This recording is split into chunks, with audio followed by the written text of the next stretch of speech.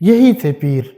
مجھے کہتے ہیں کہ میں تو سارے بزرگوں کی تعریف کرتا ہوں، میں تو اہل سنت کے تمام بزرگوں کو اپنا بزرگ سمجھتا ہوں.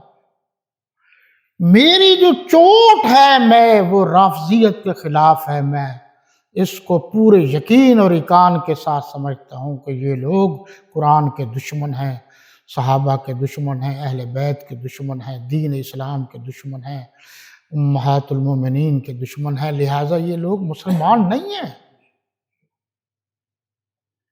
ٹھنڈے دل سے سوچو.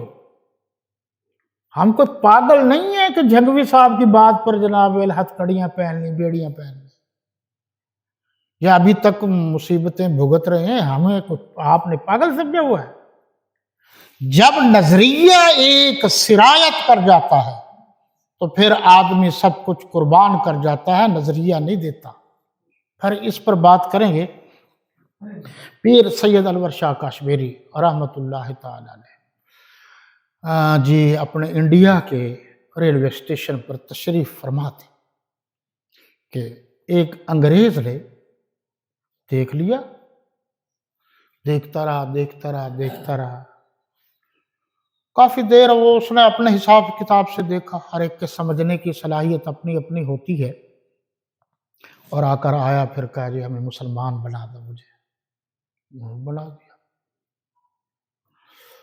کچھ دیر کے بعد کسی اور نے ان سے پوچھا بھائی تو انگریز ہے اچانک یہ کیا ہوا تجھے؟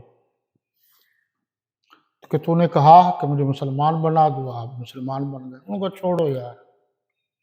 انہوں نے کہا نہیں بتاؤ تو صحیح. انہوں نے کہا یار میں اس کو دیکھتا رہا.